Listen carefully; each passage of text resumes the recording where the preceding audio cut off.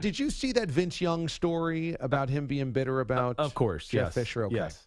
So you were in Tennessee for a season. Yep, and I was with him at Texas, too. That's right. Yeah. And so you kind of know Vince Young a little bit. You know Jeff Fisher a little bit. Yep. What did you feel about VY kind of pointed the finger at Fisher derailing his career? Yeah, I don't think that's accurate. I don't really like that VY said that. That's what we call him. VY is Vince. I'll say this. Let me just preface it with this. Vince is a great heart. He's a great dude. He means well.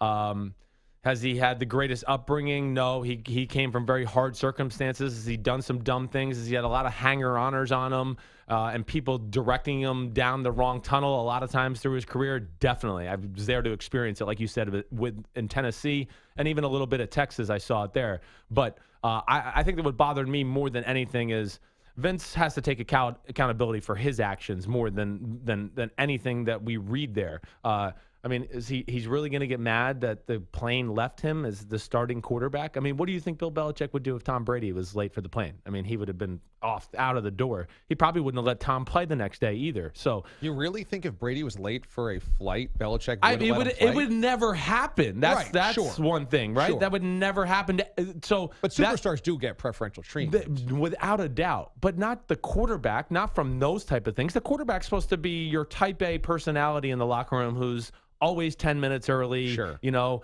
we're leaving at 6 o'clock tonight on the plane. I already got my bag packed and I'm ready to go. And I got my notebook out for all the plays I like this weekend. So I just look at it from that standpoint where he's got to take some accountability for his actions. He talked about, Jeff Fisher taking the fun out of the game. Jeff Fisher was the most fun coach I was ever around. I mean, period. I mean, Jeff Fisher is a great guy. I mean, in fact, to the point where we had too much fun. And I think they had too much fun in L.A., and that's why maybe things weren't always as buttoned up as they might be. Interesting. But so I don't buy that either. And then, just from the standpoint of like the late plane and all those, Vince just wasn't always a top-tier professional from that manner, whether it was being, on time for meetings or just doing the little things behind the scenes that quarterbacks do. So I was not pleased with his comments because I really like Jeff Fisher. He's a guy that I will always stick up for. Kind of gave me an extra year in the NFL because I wasn't hurt after my injury, and I know what he's all about. He's one of the better guys in all of football, and he certainly tried to help Vince out with the whole issue of, the suicidal thing, right? I mean, I don't know the complete story. That's only for Jeff Fisher and Vince to know. But I do know, and I had a lot of other Texas teammates on that team in Tennessee, that there was people concerned about Vince at that time. So I don't think it's far-fetched from where Jeff Fisher's story kind of came from. So Vince comes off, I agree, as not taking accountability. He comes off as kind of immature in this article.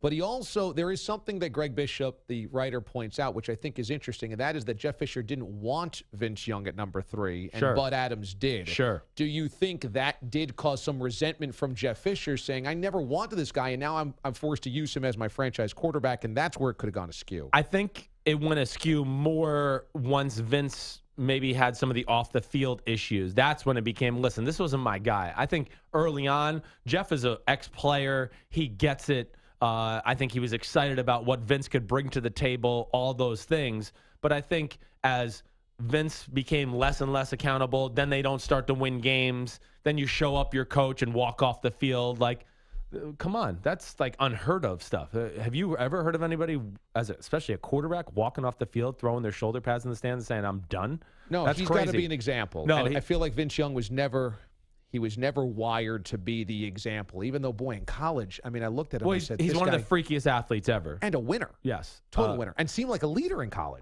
He's got some great leadership qualities. He really does. I mean, as far as rallying the guys around him, VY is as good as they get. There's a lot of qualities to really respect about him. But I'll say this, even in Texas, I never thought he was going to be like a first-round quarterback. Really? When I left, I was like, Vince Young is going to be a top 10 pick as a wide receiver in the NFL. I didn't think at that point he was a good enough thrower. I didn't know if he was really going to be into the finer details of the position.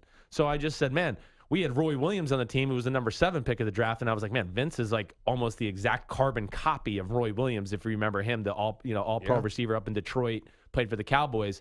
And I just thought this is what Vince is going to end up doing. They're going to end up throwing him slant routes, and he's going to run 70 But yards. after for a the touchdown. 05 Rose Bowl, That was the most amazing performance ever. you must have thought then he could be a quarterback in the NFL. Oh, I thought like, oh, wow, we're about to see Michael Vick, except this Right. guy's bigger and stronger, and this might be something we've never seen in the NFL before.